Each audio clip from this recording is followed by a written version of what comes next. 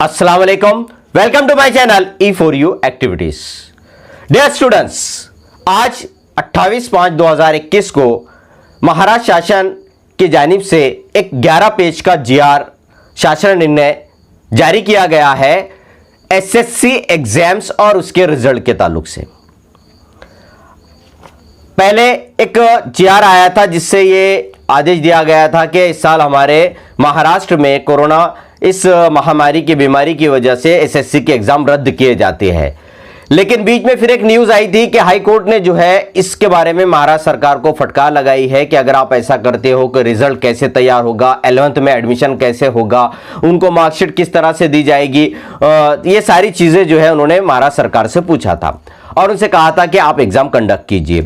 लेकिन महाराष्ट्र शासन ने जो है अपने उस कोर्ट के सवालात के जवाबात को पेश किया और बताया कि वो रिजल्ट किस तरह से जो है 10 क्लास के स्टूडेंट्स के लिए रिजल्ट किस तरह से तैयार करवाएंगे, 11th में एडमिशन किस तरह से होंगे, ये सारी जानकारी उन्होंने कोर्ट में जो है तो अपने जवाब के तौर पर पेश की है और उससे रिलेटेड एक नया जीआर निकाला है जिसमें ये तमाम चीजों को स्पष्ट किया है कि आपका एसएससी का एग्जाम नहीं होगा, बोर्ड का जो एग्जाम होता था वो रद्द हो चुका है। अब आपका जो है सेल्फ असेसमेंट, आपका जो है मार्क्स और रिजल्ट किस तरह से तैयार किया जाएगा उस बारे में पूरी डिटेल मालूमात उस 11 पेज के जीआर में दी गई है।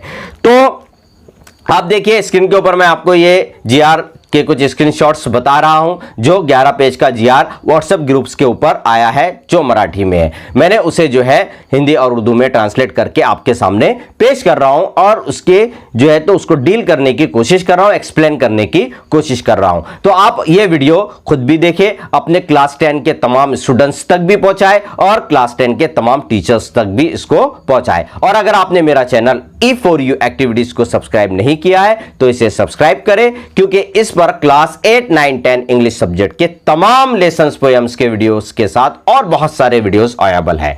तो आइए, जो महाराष्ट्र शासन ने जो जीआर 11 पेज का जो जीआर दिया है तो उसमें उसने जो है इस चीज को डिक्लेयर कर दिया है कि अब एग्जाम नहीं होंगे, जून के आखिर तक आपको 10th क्लास का जो है तो रिजल्ट दे दिया जाएगा। रिजल्ट किस तरह तैयार किया जाए इसके उन्होंने 3 पार्ट्स बनाए हैं। एक पहला पार्ट 9 क्लास का जो आपका अंतिम निकाल है, मतलब जो आप पिछले साल 9 क्लास में थे और उसका जो फाइनल रिजल्ट आया था, फाइनल रिजल्ट के मार्क्स, उन मार्क्स को 50 मार्क्स में कन्वर्ट करना। फिर दूसरा 10 का वर्ष भर का जो आपका लेखी कार्य है, मतलब जो हमारी बीच में स्कूलें खुली थी और उस स्कूल के दौरान जो है जो लेखी कार्य आपसे लिया गया है, जिसकी डिटेल हम आगे देखेंगे कौन कौन से, उनको उनके ऊपर जो है उन मार्क्स को 30 मार्क में कन्वर्ट करना, 50 + 30। और 10 क्लास के जो है 10 क्लास यानी आपका 10 क्लास के वक्त के दौरान जो इस वक्त स्कूलें आपकी खुली थी, कुछ दिन के लिए, महीना, 2 महीने, 3 महीने, अलग अलग इलाके में अलग अलग टाइम के लिए स्कूलें खुली थी और वहां पर उनके हिसाब से एक्टिविटीज ली भी गई है। तो उसमें जो टोंडी, प्रत्याक्षिक या फिर अंतर्गत मूल्यमापन जो किया गया था वो 20 मार्क, तो यानी 30 मार्क जो है आपके लेखी कार्य के और 20 मार्क आपके ओरल असेसमेंट के, ऐसे 50 और 50 मार्क आपके 9th क्लास के। तो ये सबका टोटल हो जाता है 100 मार्क। यानी आपका जो इवैल्यूएशन हो रहा है बोर्ड के मुताबिक पूरा 100 मार्क का ही हो रहा है, 100 मार्क का भी हो रहा है। तो अब उसको आप ज़हन नशीन रखिए किस तरह से उसको डील किया गया, एक्सप्लेन किया गया है। तो ये पॉइंट्स पर खासतौर पर टीचर्स को ध्यान देना है क्योंकि रिजल्ट जो है आपको तैयार करना है। अब 100 मार्क का इवैल्यूएशन होना है तो इसमें सबसे पहला पॉइंट ये दिया गया है कि स्कूल को बोर्ड की तरफ से जो है कंप्यूटराइज सिस्टम यानी संगणकीय प्रणाली उपलब्ध करवाई जाएगी। हर स्कूल को जो है ये कंप्यूटराइज सिस्टम का पैटर्न दिया जाएगा और उसमें स्टूडेंट के क्लास 9th के जो 100 मार्क है, मतलब हर सब्जेक्ट के 100 मार्क्स जो है उन मार्क्स को आपको फिल करना है। अब जब आप वो कंप्यूटर सिस्टम के अंदर वो 100 मार्क अपलोड करोगे वो ऑटोमेटिकली जो है 50 मार्क में कन्वर्ट हो जाएगी, मतलब आपको 50 कन्वर्ट नहीं करना है। इस कंप्यूटर प्रणाली के अंदर जब आप वो 100 मार्क यानी हर सब्जेक्ट के, English, math, science, social science, इनके जो 100 मार्क आप अपलोड करोगे वो खुद ब खुद जो है ऑटोमेटिकली 50 मार्क में कन्वर्ट हो जाएंगे। और ये मार्क्स कौन से रहेंगे? पिछले साल के 2019-20 के जो क्लास 9 के इन 10 वाले स्टूडेंट के जो मार्क्स है उन मार्क्स को। तो ये 9 के 50 मार्क का पैटर्न हो गया। फिर दूसरा पॉइंट इसमें यह दिया गया है कि अगर स्टूडेंट ने, यानी जिस वक्त में हमारी स्कूलें खुली थी उस वक्त में फर्स्ट टर्म का एग्जाम या कॉमन टेस्ट एग्जाम, इनमें से कोई एक या दोनों एग्जाम दिया है, तो आपको क्या करना है कि इन दो, अगर किसी ने एक एग्जाम दिया है तो उस मार्क को, यानी 80 मार्क का पेपर होता है, अगर फर्स्ट टर्म दिया है तो 80 मार्क का है, कॉमन टेस्ट दिया है तो 80 मार्क का है, तो उस 80 मार्क को क्या करना है? 30 मार्क में कन्वर्ट करना है। और अगर किसी स्कूल में फर्स्ट टर्म और कॉमन टेस्ट दोनों हुए हैं तो आपको फर्स्ट टर्म और कॉमन टेस्ट में से जिसमें उस स्टूडेंट को ज्यादा मार्क मिले हैं, मतलब अगर उसने फर्स्ट टर्म भी दिया है, कॉमन टेस्ट भी दिया है, फर्स्ट टर्म के अंदर उसको जो है 60 मार्क है और कॉमन टेस्ट में उसको जो है 50 मार्क है, तो आपको फर्स्ट टर्म लेना है। या अगर उसको कॉमन टेस्ट में ज्यादा मार्क है, फर्स्ट टर्म में कम है, तो आपको कॉमन टेस्ट के मार्क लेना है और उन मार्क्स को आपको 30 मार्क में कन्वर्ट करना है। उन मार्क्स को आपको क्या करना है?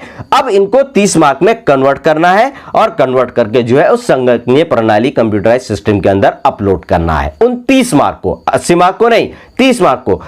तो ये हो गया उसका 30 मार्क का पैटर्न। अब उसने फर्स्ट टर्म या कॉमन टेस्ट कोई एक दिया है तो उसको 80 को 30 में कन्वर्ट करना है। दोनों दिया है तो दोनों में से जिसमें ज्यादा मार्क्स है उसको, उस 80 मार्क को 30 में कन्वर्ट करके आपको अपलोड करना है।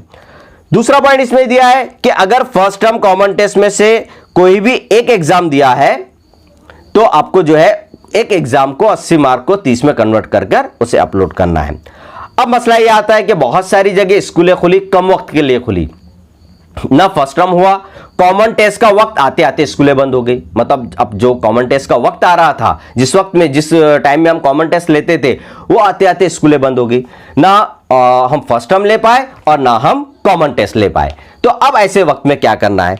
तो उन्होंने बताया है कि अगर फर्स्ट टर्म और कॉमन टेस्ट नहीं हुए हैं तो उसके 10 के सिलेबस के ऊपर, अगर उस स्कूल खुलने के दौरान आपने कोई जो है उसकी प्रैक्टिस टेस्ट लिए हो, जैसे हम लेते हैं 20 मार्क का टेस्ट, यूनिट टेस्ट वगैरह, या स्वाध्याय दिए हो, या फिर उसके साथ कोई होमवर्क दिया है, तो या प्रोजेक्ट लिया है, तो इन एक्टिविटीज में से कोई एक एक्टिविटी या एक से ज्यादा एक्टिविटीज आपने ली है, तो उन एक्टिविटीज को क्या करना है? उनके टोटल मार्क्स को, आपने 20-20 मार्क की 5 एक्टिविटीज ली है, या आपने 10-10 मार्क की 3 एक्टिविटीज ली है, या आपने 10-10 मार्क की 5 एक्टिविटीज ली है, जैसे भी आपने लिया है, अगर वो मार्क्स, उनके टोटल मार्क्स 30 मार्क्स से ज्यादा है तो आपको क्या करना है? उन टोटल मार्क्स को 30 मार्क में कन्वर्ट करना है।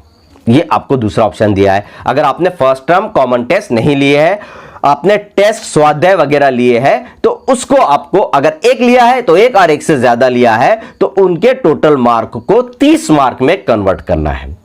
तो इस तरह से वो 30 मार्क आपको साल भर के उनके लेखी कार्य के इसके जरिए आपको पेश करना है। अगर 30 से कम या ज्यादा मार्क की एक्टिविटीज है, फर्स्ट करो आपने 30 से कम मार्क की एक्टिविटी ली थी या फिर 30 से ज्यादा मार्क की एक्टिविटीज ली है, तो भी उसको आपको 30 मार्क में ही कन्वर्ट करना है और 30 मार्क ही आपको संगणकीय प्रणाली कंप्यूटराइज सिस्टम के अंदर अपलोड करना है।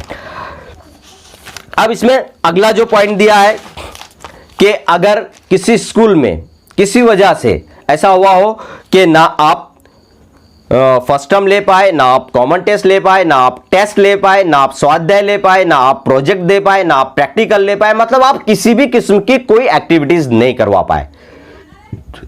कई हालात बहुत ज्यादा खराब थे, कई कुछ ही दिन के लिए स्कूल खुला, कई स्कूल खुला तो टीचर्स ने जो है अपने पहले सिलेबस पर ध्यान दिया कि पहले सिलेबस को कंप्लीट किया जाए ताकि उसके बाद में जो है तो इवैल्यूएशन किया जाए। तो इस वजह से अगर ये पॉसिबल नहीं हुआ कि आप टेस्ट भी नहीं ले पाए, स्वाध्याय भी नहीं ले पाए, ना किसी किस्म की कोई आप लेखी कार्य की एक्टिविटीज नहीं ले पाए, तो आपको क्या करना है?